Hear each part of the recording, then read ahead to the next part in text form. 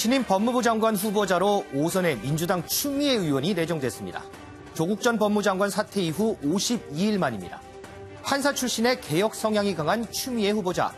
슈다르크라는 별명에 걸맞게 검찰 개혁을 흔들림 없이 끝까지 완수하라는 임무를 준 것으로 해석이 많습니다. 민주당, 정의당 등 범여권에서는 이 검찰 개혁의 적임자라며 환영한 반면 한국당 등 다른 야당은 사법 자각을 밀어붙이겠다는 대국민 선언이라며 비판했습니다. 현역 의원 프리미엄을 등에 업은 추미애 후보자, 공포의 인사청문회까지 뚫을 수 있을까요? 김태일의 프레스코, 검찰개혁 선봉에선 슈다르크입니다. 사법개혁과 검찰개혁은 이제 시대적 요구가 되었습니다. 문재인 대통령님의 제안은 이러한 시대적 요구와 국민적 열망을 함께 풀어가자는 제안으로 생각됩니다. 윤석열 총장과는 그걸 어떻게 맞췄다? 그런 개인적인 문제는 중요한 것 같지가 않고요. 추후에 또 차차 말씀드리도록 하겠습니다. 네. 아마 저를 추천하신 분들도 이 시대가 요구하는 공정과 정의에 부합하는 그런 법무 행정을 해낼 것을 기대하고 추천해 주셨다라고 믿고 있고요.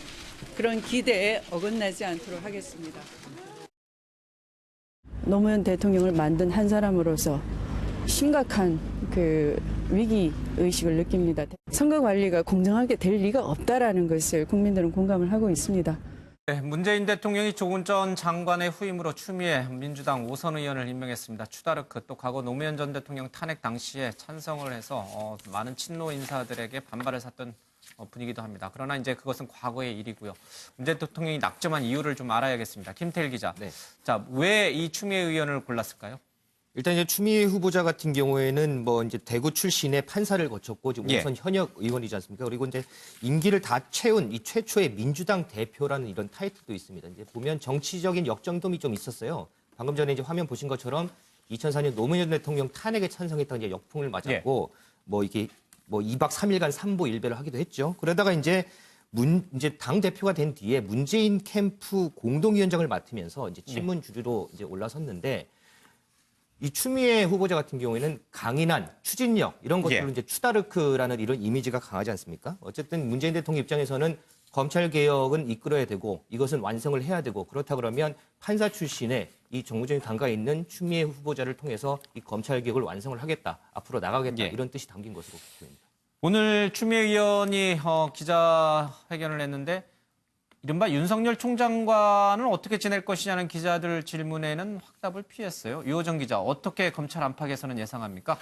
네, 일단 일각에서는 검찰의 체면을 살려주는 인사다 이런 얘기가 나오는 게요. 이 그동안 판사 출신, 어쨌든 이 학자 출신이 아닌 판검사 출신의 법무부 장관을 앉힘으로써 어떤 정부의 화해 제스처 아니냐 이런 얘기도 지금 나오고 있는데요. 그런데 사실 검찰 입장에서는 조금 어려울 수 있는 게 이것도 지금 문재인 대통령이 이번에 이 추미애 카드를 이제 꺼내들면서 가장 이제 중요하게 여겼던 것이 이 말씀하신 개혁성이랑 또 한 가지 정치적인 문제인 것 같습니다. 결국 지금 이 최근 하명 수사와 이 감찰 무마 의혹으로 이 청와대와 검찰 그리고 법무부 사이의 긴장감이 이제 극도로 달하고 있는 모습인데 향후 법무부와 검찰 관계 설정을 잘할 수 있는 인물 이게 누구가 될 것인가라는 부분을 충분히 이제 생각을 했을 거고요. 이렇게 이제 향후 이 검찰에 대한 감찰권과 인사권을 또 적극적으로 행사할 수 있는 사람 이런 사람들을 이제 고려해서 이제 추미애 이제 후보자를 선정한 것으로 보입니다. 알겠습니다. 검찰로서는 사실 반기기보다는 달갑지 않은 이유가 추미애 의원이 5선인데다가 당 대표까지 지냈습니다. 그리고 강한 검찰 개혁 성향을 갖고 있기 때문에 어쩌면 조국 전 장관보다도 더 상대하기 벅찬 거물급 인사가 법무장관으로 왔다.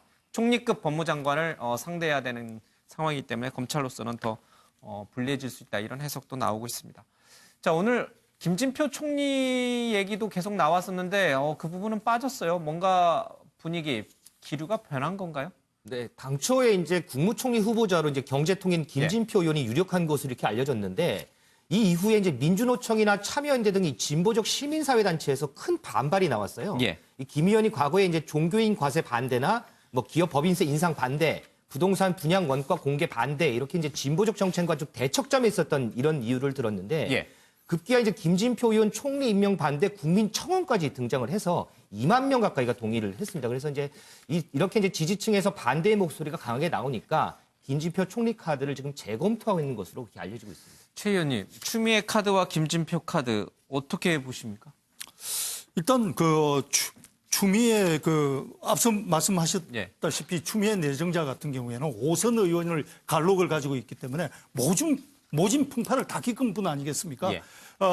학자 출신의 조국 전 장관에 비해서 추진력이나 돌파력 모든 면에서 강하다고 보고 지금 이제 청와대와 검찰이 그 긴장 관계 속에서는 예. 아무래도 청와대에 상당히 힘이 되는 그런 역할을 하리라고 보는데 그래서 당장 이제 법무부 장관이 으로 임명이 된다면 제일 법무부 장관이 크게 갖는 권한이 예. 인사권과 감찰권 아니겠습니까? 예.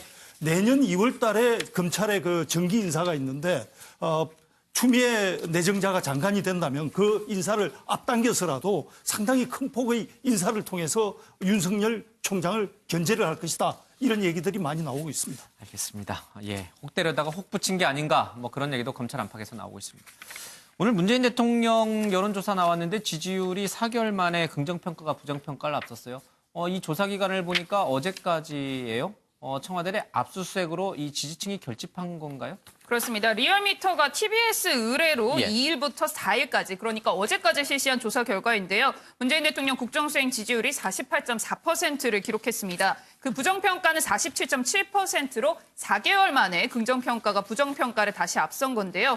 이와 관련해서 리얼미터는 최근 청와대 관련 의혹 보도들이 확산되고 있지만 패스트트랙 법안 처리를 둘러싼 여야 대립과 또 국회 마비 사태에 따른 반사 효과로 오히려 문 대통령에 대한 지지율이 오른 것으로 보인다라고 분석하기도 했습니다. 알겠습니다. 요즘 같은 큰 이슈들이 터지는 상황에서 지지율 일희일비할 필요 전혀 없는 거죠. 맨날 하는 얘기긴 합니다만. 알겠습니다.